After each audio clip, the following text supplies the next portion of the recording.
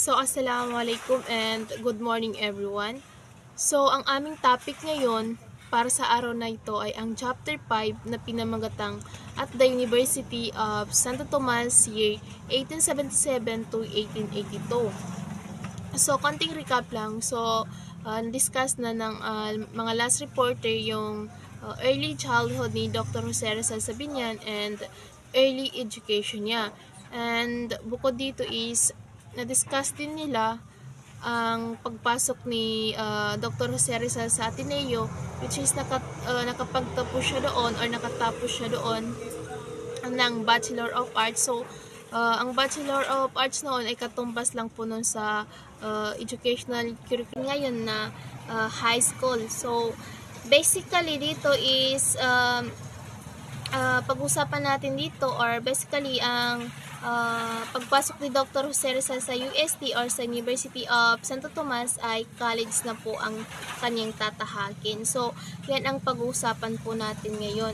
So, yan nga. So, thus following is my objective, family, education, and romances. So, ito na. Una dito ang mother's opposition to higher education. So, nung nakagraduate nga si Dr. Jose Rizal sa Ateneo with the highest honor, then he need to go to the University of Santo Tomas for higher education. So, yun nga, his father Don Francisco and his brother Pasiano wanted him to pursue his college. But his mother, Doña Teodora, is ginaupos niya ang pagtuloy nito ng college. So, parang feeling kasi si Doña Teodora na if Rizal has too much knowledge, it can be exposed to him in danger. So, if magiging widen yung knowledge ni Dr. Jose Rizal is, kumbaga, magiging banta yun sa buhay niya.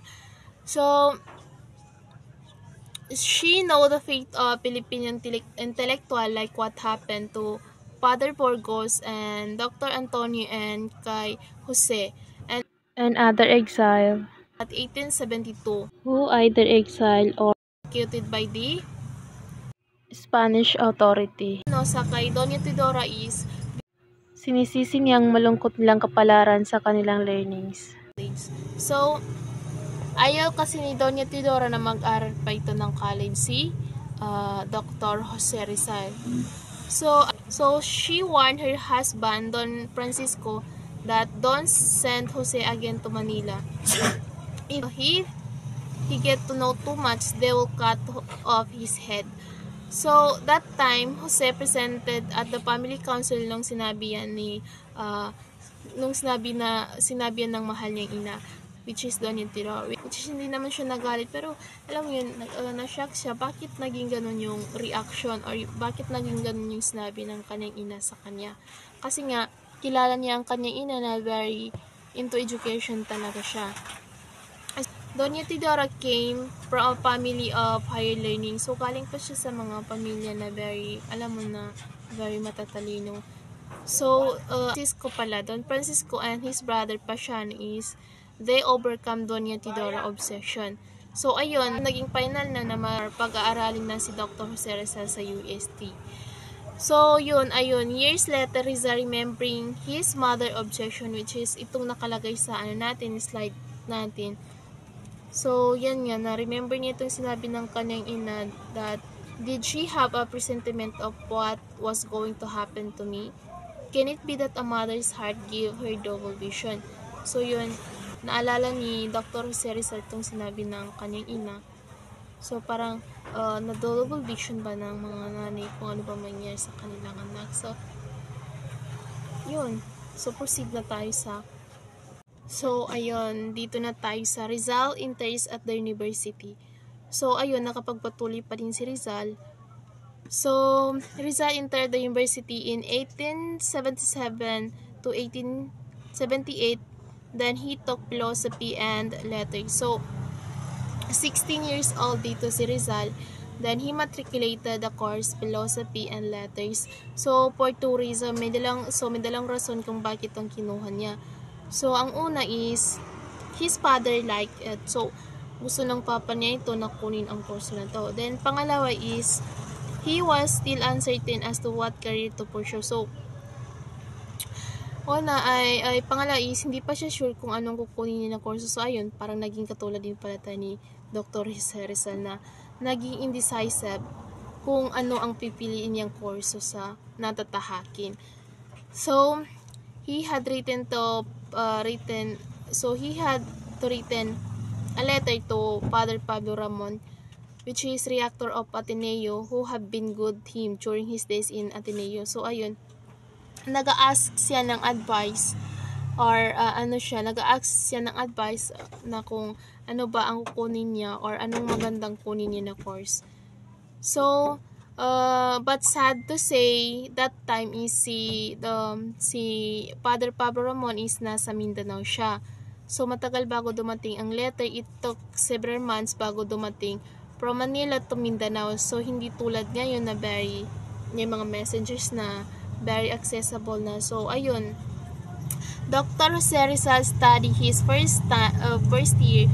So, he was studied cosmology, metaphysics, and geodesy, and history of philosophy. Then, when 1878 to 1879,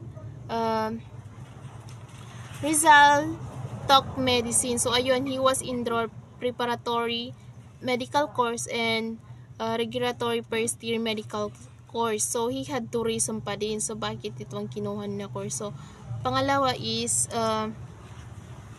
he received Ateneo Reactor advice to study medicine. So, yun nga, nag-consult siya ng advice doon kay Father Pablo Ramon, which is dumating sa kanya na nag-respond siya na na-recommend niya na medicine na lang yung kunin niya. So, pangalawa is to cure his mother's failing eyesight. So, gusto niya maging physician so that he might cure his mother failing eyesight. So, yun, gusto niya maging physician. So, trivia lang. So, ang mga namamahala sa Ateneo de Manila ay ang tinatawag na Jesuits, if tama ang pronunciation ko. Then, sa UST naman, which is sa University of Santo Tomas, which is a new school ni Dr. Jose Rizal, ang tawag sa kanila ay Dominicans. At parehas naman sila na Roman Catholic ang mga religion nila. Dahil syempre, panahon ng Spaniards yun, so baka bawal mag-iba ng religion kasi very strict sila, di ba? So, ang kaibahan lang ay ang Dominicans ay big on preaching, teaching, and theoretical discussion. Unlike sa mga Jesuits are big on education and social justice. So, yun yung kaibahan nila. Yun yung tawag sa kanila kasi palagi silang nababanggit sa chapter na ito. So, ayun lang. So, ended ako naman tayo dito sa next slide ng ating chapter. Finished our surveying course in Ateneo year 1868. So, during his first term in UST pala, he also studied vocational course sa Ateneo dahil he remained loyal sa Ateneo. So, nakikita natin sa slide natin. And also, he excelled in all subjects in the surveying course in Ateneo wherein he received gold medal in agriculture and topography. Kasi nag-o-offer din ng ibang course sa Ateneo, which is itong ang agriculture, commerce, mechanics, and surveying course at the same time. So, 17 years old siya noon when he passed the final exam in the surveying course, but the title he can't be granted because he was underage. So, the title was issued in November 25, 1881. So, sabi dito, he frequently visited Ateneo even he was a Tomasian already. Hindi dahil sa course niya, pero dahil sa loyalty, and he had so many beautiful memories. Unlike sa Dominicans is hindi pa siya welcome. So, Jesuit professors love him and inspire him to the ascend to the greater heights of knowledge. Ganun yung iniisip ni Dr. Jose Rizal. Unlike nga tulad nga ng sinabi ko na parang hindi pa siya welcome sa UST sa mga Dominicans. So, syempre 4 years siya doon sa Ateneo. If I'm not mistaken, so ayun, parang napamahal na nga siya doon. So, ayun, he joined in active extracurriculum activities in Ateneo kahit na Tomasian siya. Imagine nagawa ni Dr. Jose Rizal, so pwede pala yun. So, sa Ateneo, ang mga extracurriculum activities niya ito ay Academy of Spanish Literature, which is president siya doon. And then, dito sa Academy of Natural Sciences is secretary siya dito. Then, sa Marian Congregation naman is member siya, at the same time is secretary din siya. So, marami siyang org, then hindi lang may member lang siya. At the same time may mga position din siya. So, ito na. So, dagdag ko lang pala yung natapos niya na ano yun siya. Pareto agreements or expert surveyor is, ang sabi, pag land surveyor, ang ginagawa nila ay ini-inspect ang properties, then nagagather ng data, and also nagkakandak sila ng questionnaires. At the same time, they do research to establish property boundaries. And also, para siyang parang related din siya sa engineering. Grabe, from philosophy to medicine to engineering na itong course niya. So, ayun lang para dito din. Dadako naman tayo sa mga babaeng nakilala ni Rizal. So, romances with other girls. So, ayun nga. So, dito naman tayo sa romances with other girls. So, ito na, ma-reveal na natin ang mga girls ni Rizal. So, pero dito, tatlo lang ang papag-usapan natin. So, yun nga.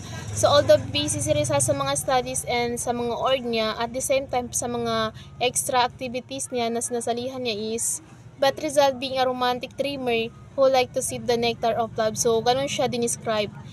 His sad experience with his first love had made him wiser in a ways of romance. So, we all know naman kung sino yung first love na, diba? So, yes, tama yung iniisip nyo. Si Segunda Katigbak yung first love niya.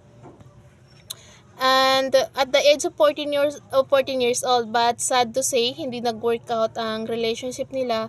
Kasi, syempre, bata pa sila noon, and yun nga, hindi nag-work out. So, ayun, after noon, Rizal has this girl na kinukod niya as Miss L. Pero ang trick dito is, until today, no one knows who she is. So, sabi dito, he paid the court to a young woman in Calamba, which is si Miss L yun. And also, and he also described her as fair with seductive and attractive eyes. So, yun naman pala kaya na in love or nahumaling itong si Rizal kay Miss L. So, after several visits, he silently stopped his owing and it died as natural death. So, ayun, until today, no one knows kung sino itong si Miss L. Even Rizal did not give her name. However, he has a two reason for his change of heart. So, one of the reason dito kung bakit din niya pinurso si Miss L. So, the first one is that the sweet memory of Segunda was still fresh in his heart. So, ayun. So, hindi kaya pala din niya pinurso si Miss L kasi nga di pa siya nakaka-move on kay Segunda Katigbak.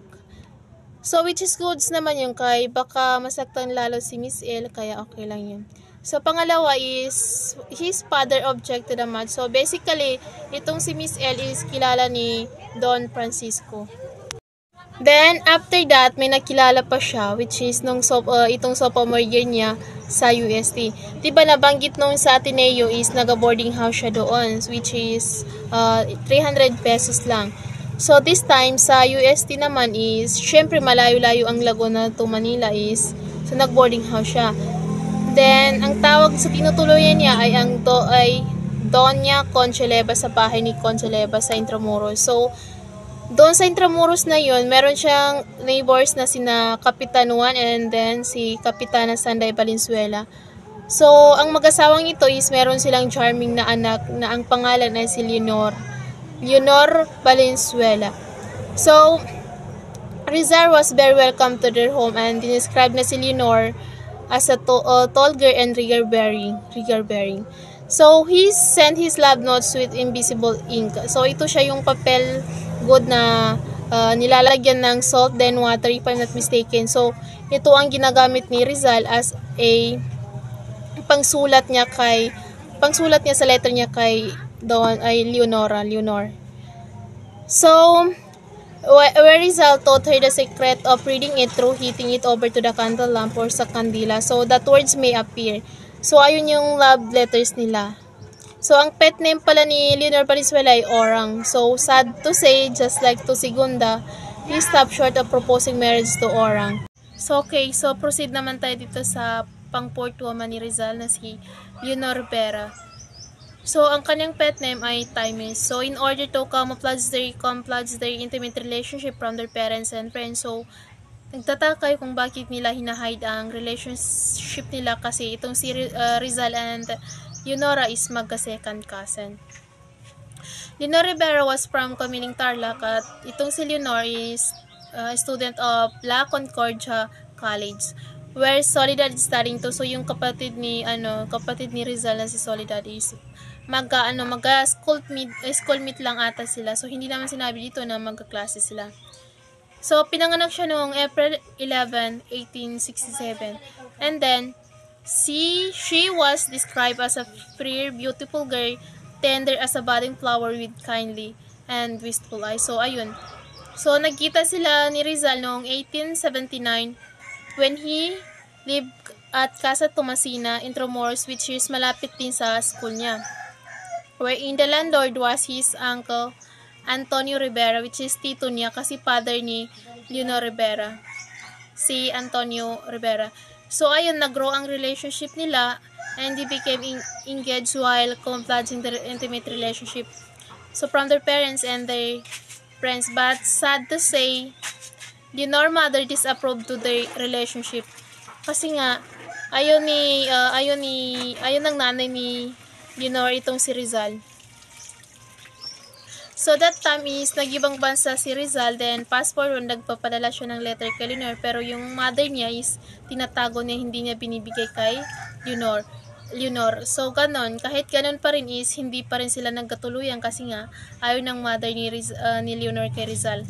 Kasi gusto niyang makasal si Leonor sa ibang lalaki. So, dito lang nagtatapos ang aking part. So,